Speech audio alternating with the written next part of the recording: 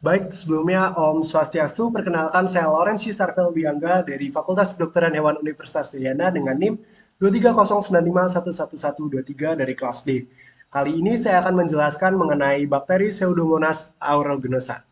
Nah, bakteri Pseudomonas aeruginosa merupakan bakteri yang bersifat oportunistik, di mana artinya biasanya bakteri ini tidak menyebabkan penyakit pada individu yang sehat, namun justru bakteri ini malah menyebabkan infeksi pada individu yang memiliki sistem imun yang lemah atau mungkin pada luka-luka terbuka. Kemudian, bakteri ini tergolong dengan bakteri gram negatif, di mana bentuknya itu batang, bergerak dengan flagela, dan juga bersifat aerobik. Bisa dilihat, ini adalah contoh gambar dari bakteri Pseudomonas yang ditanam pada media. Selanjutnya, mengenai epidemiologi dari bakteri Pseudomonas atau kira-kira persebaran infeksinya. Pseudomonas aeruginosa terlebar luas di alam, terutama di tempat-tempat basah seperti tanah, air, dan juga tanaman. Kemudian, infeksi ini lebih sering terjadi di lingkungan rumah sakit atau mungkin klinik veteriner, terutama pada hewan yang terluka, terinfeksi, atau memiliki sistem kekebalan yang sedang lemah. Nah, hewan yang lebih rentan terhadap infeksi ini termasuk anjing, kucing, dan juga hewan ternak, terutama jika mereka mengalami luka terbuka atau sedang dalam perawatan intensif. Selanjutnya, secara patologis, bakteri Pseudomonas ini dapat menyebabkan infeksi pada kulit hewan. Infeksi ini bisa diketahui sebagai suatu kondisi penyakit yang diakibatkan adanya bakteri seperti virus dan patogen yang menyebabkan gangguan kesehatan. Nah, Pseudomonas sendiri itu menyebabkan penyakit yaitu seperti dermatitis, kemudian folikulitis infeksi luka bakar, bisul, borok, dan juga seulitis. Nah, bakteri Pseudomonas ini dapat menyebabkan berbagai jenis infeksi kulit, terutama pada area yang mengalami trauma atau kerusakan seperti bekas luka operasi, luka gigitan, atau dermatitis yang sudah ada sebelumnya. Nah, pada hewan sendiri, infeksi kulit dapat berkembang menjadi pioderma, ulcerasi, atau abses, di mana bakteri Pseudomonas ini dapat memperparah luka yang ada dan menghambat penyembuhan dari luka itu sendiri.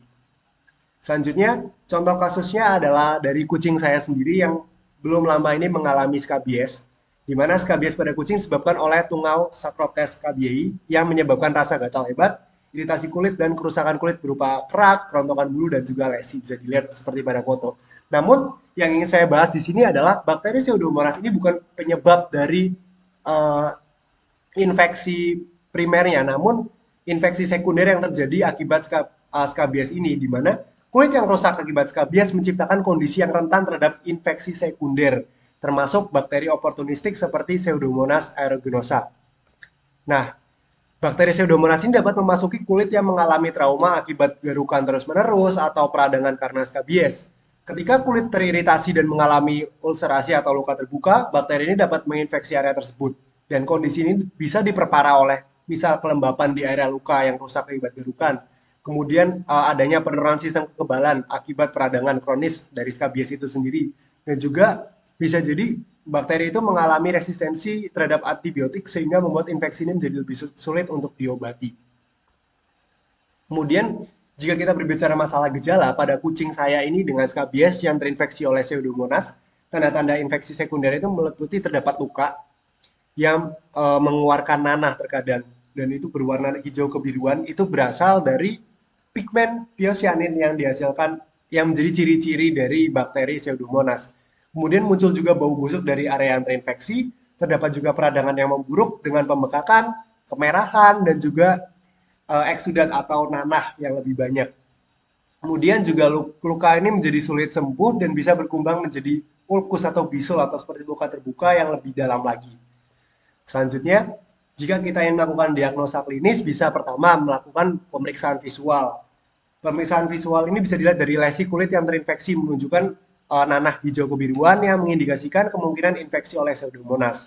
Bisa juga dari kultur bakteri. Jika kita ngambil sampel nanah dari luka dan kemudian kita kultur di lab untuk identifikasi bakteri itu bisa nanti kita lihat apakah itu betul Pseudomonas atau bukan. Yang terakhir juga bisa dilakukan uji sensitivitas antibiotik, di mana tes ini dilakukan untuk menentukan kira-kira antibiotik apa yang efektif untuk menghambat pertumbuhan dari bakteri Pseudomonas ini. Karena dikenal Pseudomonas ini sering kali resisten terhadap banyak sekali antibiotik umum, sehingga sulit untuk disembuhkan. Nah, oleh karena itu mungkin ada cara pencegahan yang harus kita lakukan. Misal, perawatan skabies secara tepat dan lebih dini lagi untuk mencegah luka terbuka dan adanya infeksi sekunder. Jadi ketika sudah mulai muncul tanda-tanda skabies, bisa langsung diobati secara tepat. Kemudian, menjaga lingkungan kucing agar tetap bersih dan kering. Karena kelembapan itu sangat berpengaruh pada pertumbuhan bakteri. Serta memastikan bahwa luka pada kulit yang akibat skabies ini ditangani dengan benar. Yang terakhir adalah menghindari penggunaan antibiotik sembarangan untuk mengurangi resiko dari resistensi suatu bakteri. Karena jika kita menggunakan bakteri yang tidak efektif, maka antibiotik yang tidak efektif, maka bakteri akan bersifat semakin resisten terhadap antibiotik. Selanjutnya untuk mengobati, bisa juga bersamaan dengan mengobati infeksi dari bakteri, skabies harus diobati dengan acaricide, misalnya seperti ivermectin atau selamectin untuk menghilangkan tungau penyebab utama dari skabies. Kemudian untuk pengobatan infeksi sekunder dari bakteri Pseudomonas dilakukan dengan antibiotik yang sesuai yang ditentukan berdasarkan hasil uji sensitivitas. Saya temukan di suatu jurnal bahwa kombinasi dari ceftazidime dan juga amikacin itu terbukti efektif untuk menekan pertumbuhan dari bakteri Pseudomonas. Kemudian juga bisa dilakukan debridement atau pembersihan jaringan mati dan pemberian antibakteri seperti ekstrak daun kedondong yang terbukti efektif pada jurnal milik Melina tahun 2024 yang mampu menekan pertumbuhan dari Pseudomonas. Kemudian juga bisa meningkatkan imunitas kucing dan memberikan perawatan yang mendukung untuk mempercepat pemulihannya itu sendiri.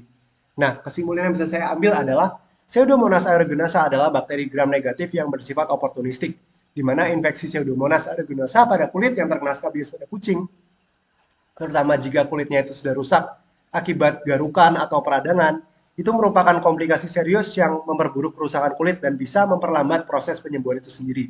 Nah, diagnosa dini ini dan juga pengobatan yang tepat dan efektif itu termasuk penggunaan antibiotik yang sesuai dan efektif dan misalkan perawatan kulit yang baik, itu semua penting dilakukan untuk mengatasi infeksi ini.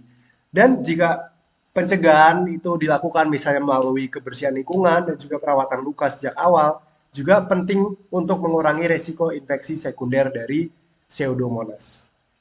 Berikut adalah daftar pustaka yang saya gunakan, beberapa jurnal yang mendukung teori-teori yang saya paparkan.